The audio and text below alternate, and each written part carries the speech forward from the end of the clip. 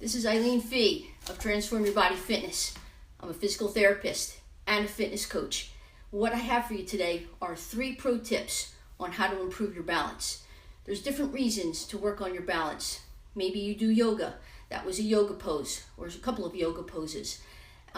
Secondly, you might be an athlete that requires not only balance, but agility and coordination, and balance is the basis of those things. So in order to peak your performance, you need to work on balance.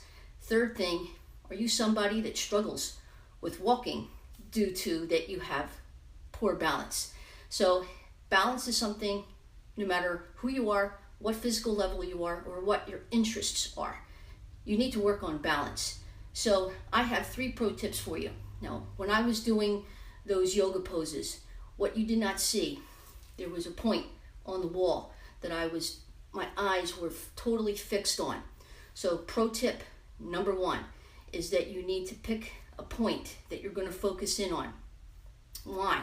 Because part of how the balance works and how your body can make good balance happen, it uses proprioception. And that takes into account not only your eyes, but actually your hearing, and sometimes people will even say smell and things like that.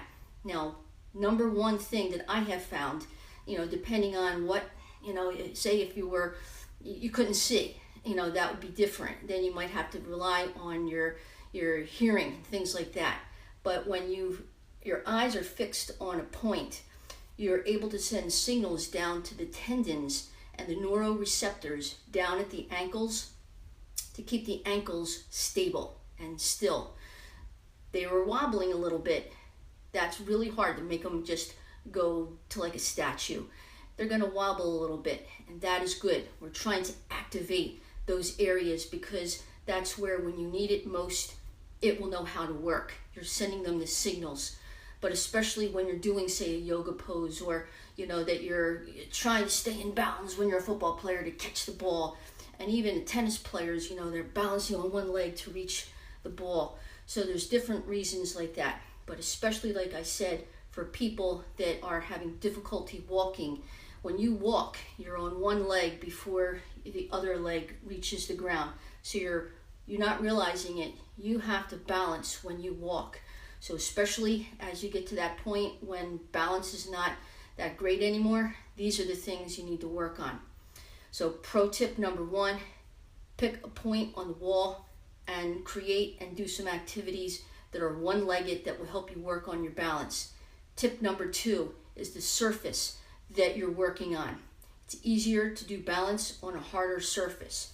Now, what you didn't see, what I have down on the ground is a yoga mat.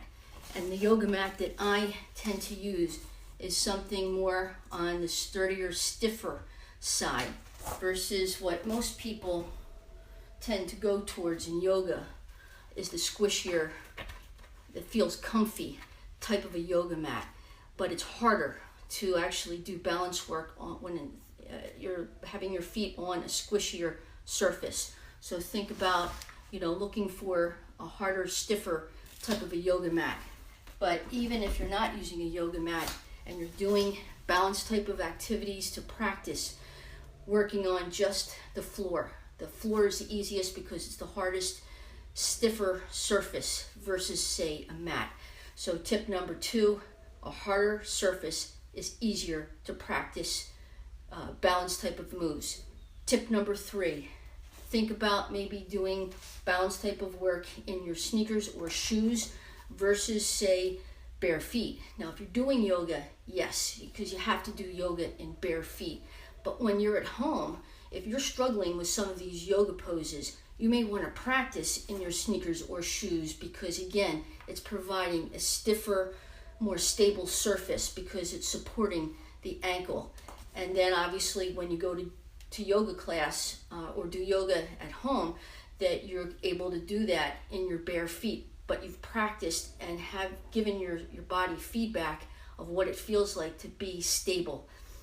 But especially if you're an athlete, athletes do their sport in sneakers. So that may be more simulating what you do. And if you're somebody that you're just trying to not fall when you walk, obviously you need something more stable. You need to wear shoes or sneakers when you're doing this kind of balance work.